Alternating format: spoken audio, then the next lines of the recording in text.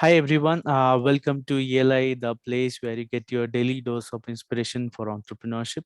And today we have with us Miss Hena Mehta and Dipika Jaikishan, who are the founders of Basis, which is a financial services platform for women. Hi Hena and Dipika, welcome to ELI. Hi, thank you for having us. Hi, Priya. Hello, listeners. Yeah, thank you for having us. I would request both of you to introduce yourself to our audience. We'll start with Hena and followed by Deepika. Awesome. So hi, everyone. My name is Henna Mehta. I am a co-founder of Basis. I'm here with my co-founder, Dipika, of course, and we're building India's financial services destination for urban women, a platform that is powered by financial education and communities.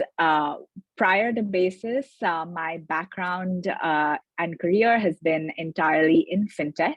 I've spent over 12 years in various capacities as both a software engineer and a product manager. Started my career at Goldman Sachs in New York after completing my computer science degree from University of Pennsylvania. Then moved back to India. The startup ecosystem just sort of drove me back here, and I joined EasyTap, which at the time was a Series B funded startup. It's a startup in the payment space. I was the first product manager there. Then went back to the US for my MBA. I went to Wharton, also had a brief stint with Square in San Francisco as a product manager for lending products. So very excited to be talking about our entrepreneurial journey here. Deepika, over to you. Sure. Hi, everyone. My name is Dipika, the co-founder of Basis. I've spent my career of over 14 years now in wealth management and fintech, right out of my undergrad in Bangalore, where I did my bachelor's in business management, went on to work with the boutique financial advisory, was with them for a little short of a decade, manage investments for families and individuals across the country to the tune of about 150 crores. Went on from there to have a leadership role at a leading fintech in India called Fisdom, was leading their corporate efforts over there, was with them for a little short of 2 years, at which point Henna and I had been discussing Basis, she taking the plunge into entrepreneurship already. It made sense for us to join forces with her background in tech and mine in wealth management to create this solution for the gap that we had identified within women and money. Okay, speaking of the solution, tell us a bit about Basis in terms of what it is about, what are the different products and services we offer, and what is the scale of operations? Right. So what we're building, Priya, is a women-focused financial services platform, right? To Deepika's point, there is just this massive gap in the personal finance space amongst the women segment, right? Under a quarter of the equity market investors in our country are women. 80+% of women are either under or uninsured if you're looking at both health and life insurance. 90% of loans disbursed in the country are to men, right? So if we're looking across the spectrum of financial services, there's this huge opportunity to be able to target women effectively, build experiences, products, and a platform that is hyper-focused on women's financial requirements. And that's essentially what we're building at Basis. The solution is a communities and education-driven solution. So while we are building a full stack digital financial services platform for women, we understood that gaps did lie in knowledge and trust and confidence amongst the segment we're targeting, which is about 50 to 60 million women across the country. So we've built out communities where women get together, discuss anything under the sun related to their money. We have educational, what we call boosters in our app, which are very contextual learning modules for women to come on board, get the information they need to make a financial decision. And we're also offering curated financial recommendations and products for this underserved audience, right? So women represent the single largest underserved vertical amongst financial services, and we're building a platform hyper-focused on women's needs. In terms of scale of operations, we've crossed a lakh of users on our platform, and we've seen a high rate of engagement within this user base. And where we are now is starting to convert that engagement into transacting users with products across health insurance, credit, as well as investments. Statistically, we can see that women's are not well served with financial products and services. But statistic is not a problem. Can you tell us what is the exact problem that you are solving for the society, and why that is not being solved by the existing financial players or the infrastructure that we have? Speaking of big banks or big insurance groups. I'll take part of this, and Henna, if you can just add on to that. I think if we've just looked at the last 2 years, right, Priya, ever since March 2020, just let's take the most obvious example that's been right in front of us, which is COVID, right? We've seen like record level of hospitalizations, irrespective of gender. But guess what? Women have been far more affected, not because she was A, just not covered by health insurance, B, she didn't know what health insurance the family has. She didn't know where the assets of the family were lying. If she was working, or if she's working, chances are somebody else was managing the bank account. She didn't even know how to go about accessing that money, right? So when we're talking about solutions start from these very basics, which is why what Henna was talking about earlier. We built out the education and the community layer first, which is A, you first learn, B, you ask the right set of questions because you're not alone. And we know that we're talking about half the population in the country here, like 50% of India, which has been ignored for the longest time, do not know what to do with that money, do not know how to access that money. But guess what? When you talk to one another, you know, I'm not alone. Somebody else has figured it out. On our platform, you have experts who guide you through this entire process and solution for it. And culturally, if you talk about why they're underserved, there are enough numbers and examples. Like you said, statistics tell one story. The other story is that culturally, money has not been a part of conversations in our homes, still highly uncomfortable. If we were to pick up this conversation with, say male members or anyone in the family, chances are they're like, hey, why are you talking about this? Like, do you think I'm not going to be around?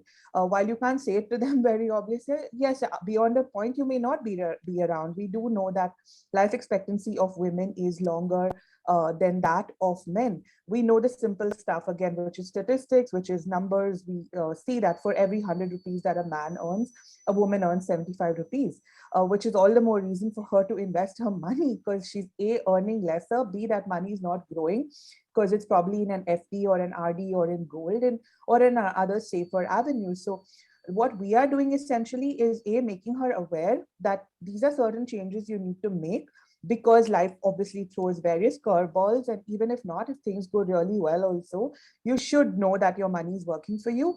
And the solution doesn't end there. The solution is also, now we've taken you the first step. The second step is buying those products or utilizing those services, which is the more critical part of what we're creating, what Henna talked about, even credit, right? Like, women have been left out of the credit card ecosystem as well. Again, the numbers tell us one story. 50% more women last year got credit cards, but are they getting the right products that they need? So to answer your question, why women have been underserved, I think that's going to be a great question to ask the existing fintech platforms, that why they've not created solutions for half the population, but that's where our opportunity lies.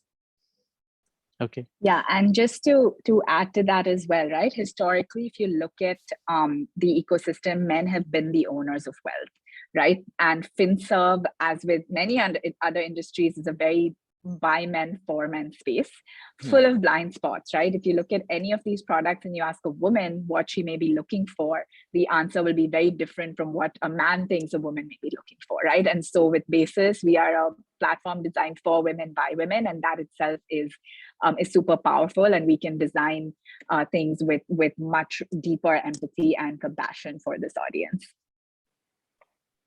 Well, now that we have understood the problem well, can you tell us what is the approach that you have taken to solve this problem, and how is it different from the approach that any traditional player or any gender agnostic platform is taking? Right. So I'll answer the second part first, Priya, and then Dipika, you can take the first one. So current players in the market, right? While everyone agrees women addressing women's needs is a highly lucrative opportunity, what the issue has been, so one is obviously, as I mentioned, these blind spots in terms of really deeply understanding what women may need from a financial standpoint. So that's one issue. The second issue is it's been treated as a marketing problem, right? If I create some marketing campaigns to reach women, I can have them adopt my financial services and products, right? Which is far away, very, very far away from the solution that's actually required to convert this latent demand of women into informed consumers of financial services, right? So those are fundamental issues within the market. This is not a problem specific to India. Globally, FinServe as an industry has defaulted to men. In fact, the women focused, if financial services were focusing on women, or serving women as adequately as they should be doing, we're talking about a $700 billion industry globally, right? So a marketing campaign or a pink washed financial app is not going to solve this problem. We have to go much deeper into understanding what this vertical needs, how women make financial decisions. It's very different from what men care about. And Dipika can add more color in that, without being hyper focused and really going deep into the requirements, needs, motivations, behavior of women and money, it would be impossible to really solve this, and that's where Basis comes in. Priya, if you could just repeat the first part of your question so I answer it as succinctly as I can. Yeah, the first part was what is the approach that you have taken to this to solve the problem? We have understood the problem, but how we are going to solve it? Sure. So, Priya, what we talked about earlier, right, where the approach we took was beginning with education and communities. We built out incredible learning tools for women who come onto our platform, what we call knowledge boosters. Again, understanding that a woman probably has 7 to 10 minutes in a day to spend understanding new concepts about money. She's working, she's hustling, she's multitasking, homework, if she has kids, etc. So knowing that she's probably going to spend 10 minutes a day on her money, we created what we call knowledge boosters. We have over 30 topics diving into, starting from the basics, diving into complicated topics about managing your money and learning more. Our communities and the circles within them serve both general conversations about money and very specific conversations. We've also seen that there's a ton of interest that women have in cryptocurrencies, NFTs, etc. A lot of interest around credit cards. So curating communities which are very specific to these learning experiences and conversations and encouraging these. Also simple stuff like when you talk about money and you're talking about her earning potential as well, right? Which is then creating probably the opportunities that we are aware of, that she can look out for new jobs or coming back into the workspace, negotiating better incomes and salaries. But like I was saying, the more critical part of it, all of these experiences and the learnings and observations have contributed to the financial services and products that we've created, we are creating, and we are solutioning for, starting with health insurance, because if she doesn't have protection and she just starts in investments right away, that's a different problem. That, you know what, she built some savings, but somebody at home got sick or she got sick, she had to use up her savings for that purpose, which can very simply be protected with the right set of insurance policies. If you big announcement, yes, we are launching a credit card for which we just opened the wait list, right? Again, access to loans has been hard for women for various reasons. We're talking about urban professional women here. Even getting a credit card has been really hard. Interest rates are very high. As we know, interest rates on credit cards are between 35 to 45% annually, and women have much better credit histories than men, or much better credit scores. So how do we get the right tools in the right hands, right? Very young, helping them build credit history so that when she wants to take a home loan at the age of 26 or 28, she's created an amazing credit history for herself to be eligible to get better rates for those loans. It might be a little premature to talk, so I'm not going to talk about it, but we have a whole host of financial products and services launching in the month of February. So would suggest that our listeners get onto the platform and explore those as they come up. What are the different challenges that you have faced along the way while building and growing this venture? So building a startup itself is really hard, right? So as with most other entrepreneurs, there is the challenges of finding product market fit, right?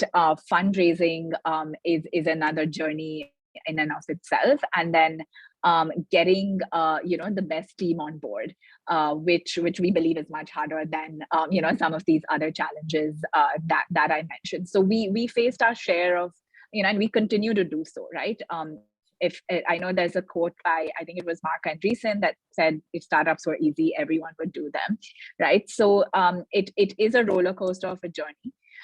For us specifically, we are creating a brand new category, right? Women-focused FinServe did not exist before us, definitely not in India, but even in other parts of the world, it is such a nascent but fast emerging space, right? So very early on, we did have to, make a lot of effort in terms of pushing out our products, pushing out our content, etc., because creating a new category is no easy feat. Obviously, we see the opportunity.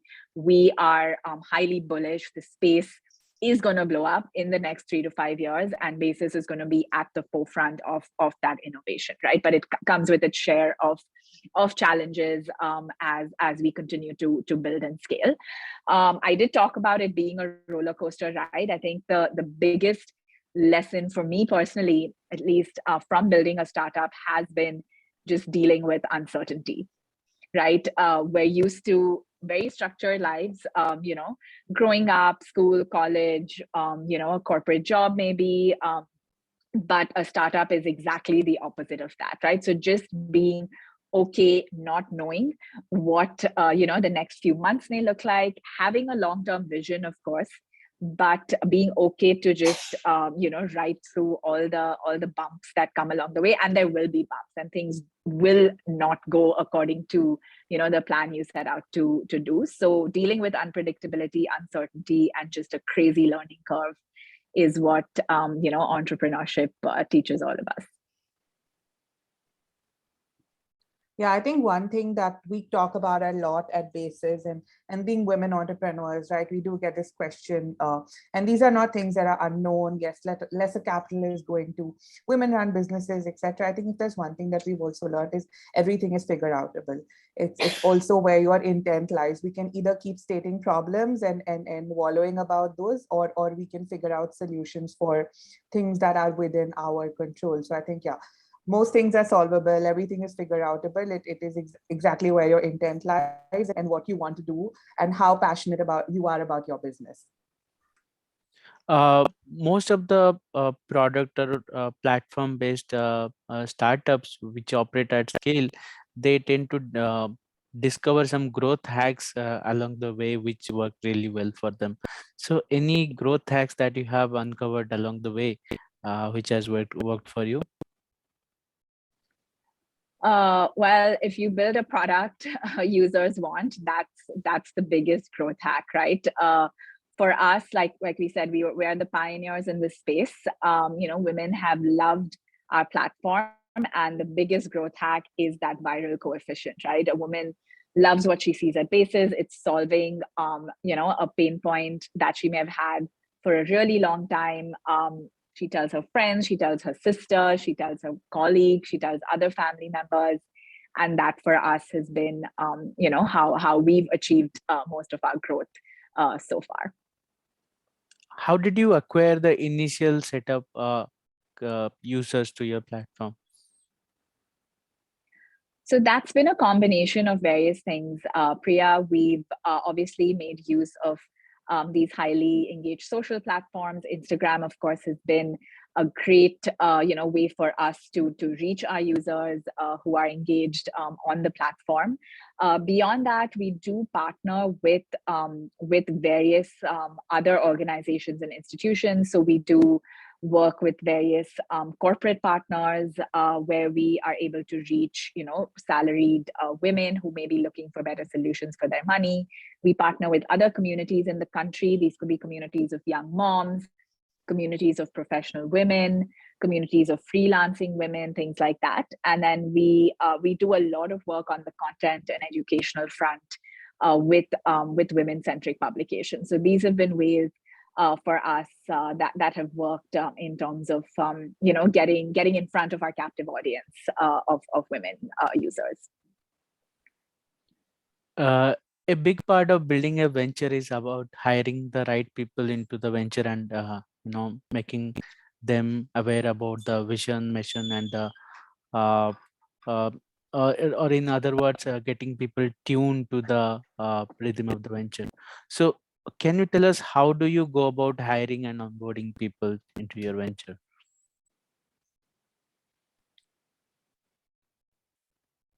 So multiple approaches, Priya, and quite honestly, what we've seen work is really getting people. Our early hires have been a great source of getting newer people on board, right? So these were our early believers, and this is true for startups, right? You do recognize when you're interviewing people beyond their skills, beyond their education backgrounds. This word is overused, hustle, but definitely required in especially an early stage startup, right? So we've got people, amazing people on board. Early into our journey, who've been our believers, who've actually been the magnets drawing more talent to the company. What's also happened, interestingly, is beyond the traditional ways of approaching, which is, yes, when we do have an opportunity within a certain, a certain resource we need in the company, we put out like the requirement, we put it on various platforms, of course, the traditional employment platforms, but even within our networks, which is our personal networks, or on LinkedIn, on Twitter, etc. What has been a great feeder into our hiring process is conversations like these, right? Chances are people will listen to this podcast, and the right set of people who do want to work in FinServe, who do want to work with the company solutioning for women, will write to us. And it's also interesting, our most recent leadership hire, our product lead, was running a business of her own, happened to come across Basis, wrote to Henna a really lengthy mail making a case for why she should be a part of this team. And that was one of our quickest hires in about 3 days' time. I think, like I said, beyond skill sets, beyond academic backgrounds, when you talk to a person, when you read, so we're big believers of when people write to us or approach us for an opportunity. Sometimes we created opportunities where there wasn't a defined role, but when a person makes a case for why they belong to Basis, what they will solution for, talk about the numbers, talk about what they've achieved in the past, that's a really strong case, right? We know this person has proven themselves in the past. We know they can contribute to our growth in the future, and they are here for the next 5 years at the very least, if not more than that, because you want people who are, it's still whoever probably comes on to this team, even at this stage, is to some extent a part of a founding team. And while you may not be founders by title, you are founders by the kind of energies you bring, by the kind of work ethics that you follow, right? So that's mostly what we look for at this stage. Culturally, very basic thing, being respectful of people. We've had experiences in the past, and we're building a business solutioning for women. We don't have a practice. I know a lot of companies building for women do believe in hiring only women. We are not there yet. We'll probably not be there because yes, there's a lot of strengths that men bring to teams as well. But with the very basic thing we follow, that being respectful to every person on the team. We've seen challenges with other companies or generally stories we've heard where, hey, like I'm a bro, I talk to the men very well on the team, but I don't treat the women well. But guess what? If you don't empathize with women, you're building for women, chances are you don't belong to a team like ours. It's small things, but they go a long way in driving driving the right energies. I think also when you're hiring people, you also look at people who want the right incentives. In an early stage startup, people who probably negotiate for equity versus cash, it's a very small thing which you tend to ignore. Oh, I'm hiring this resource at a particular salary, but then you might question how invested they are in your company. And if they're not really invested, you can tell at the negotiation stage, that this may not be a resource who's going to be here for really long. And anything you want to add to that? Yeah. I'll just add one line. I think the power of a mission-driven organization is that you tend to attract people who are equally passionate as you, as the co-founders, in terms of building it, right? And so that's been one of our, the pros of building a platform like Basis. Okay. What is the meaning of entrepreneurship for both of you? How do you define the term entrepreneur? I can take this first. For me, it's building something you're just super passionate about, right? It's less about, the typical things people say of oh, you're your own boss, things like that. It's not that. You are your customers are your bosses, your investors are your bosses. But at the end of the day, you are coming into work day in and day out, not because you're swayed by some kind of a financial incentive, but it's just this passion of building something, making that dent in the world, that continues to drive you. So Monday mornings are not the typical, we at Basis we say what Monday blues, right? And to me that is one of the key perks of being an entrepreneur, and what brings us with the same passion every day to continue building and solving for what we're doing. No, I totally echo what Henna says, and adding to that, just one thing, as an entrepreneur, I think also early realization that you can't be doing a lot of this alone, right? So when we were talking about a team, and a lot of entrepreneurs use this line, which I find kind of silly, that we are a family and things like that. Very clear, I think at Basis, we're very clear, we're not a family, we are a team. We have a common mission. We are working towards a common outcome. And like she said, mission driven people often attract mission driven folks themselves. So I think even when you talk about like being an entrepreneur, we see this a lot, we hear this a lot. Oh, my team is like my family, etc. No, it's not. Families have issues which are often unresolvable. With a team, it's very simple. We're working towards winning, and we're doing this together. So as an entrepreneur, also creating opportunities for like-minded folks like you to create a dent in the world. My final question to both of you. Tell us about the interesting lessons that you have learned as entrepreneurs, which we can take away and apply to our ventures. Nothing goes according to plan. The sooner you absorb that, the easier it is to deal with being in a startup, right? And we've learned this, at the beginning, if there'd be curveballs thrown at us, we would get really frustrated or worried or upset. But now it's just like, this is part of it, right? You try 10 things, 8 of them won't work, but the 2 that really work will really help us hit it out of the park. So for me, the biggest lesson has been, the get comfortable with uncertainty. It's a great life skill. I think life also doesn't go according to whatever plans we all may have set out to have created in the past. And so great lessons from entrepreneurship there. Deepika? I think, yeah. So just getting on board people who are different from you or working with, collaborators or outside resources who have a slightly different approach from just the way you think, because chances are as an entrepreneur, you are over invested in your company, which is always a good thing. But you might think that this is the only solution that's going to work, but different people bring different strengths to your team, contributing to anything that you're trying to create. So bringing people who are from different approaches, different streams of work, who can bring the right strengths to how you want to solve this problem. Well, on this note, I think we have come to the end of the discussion. Thanks for your time, Hena and Deepika, and it was a pleasure to host both of you. Thank you so much. Thank you for having us. Yeah.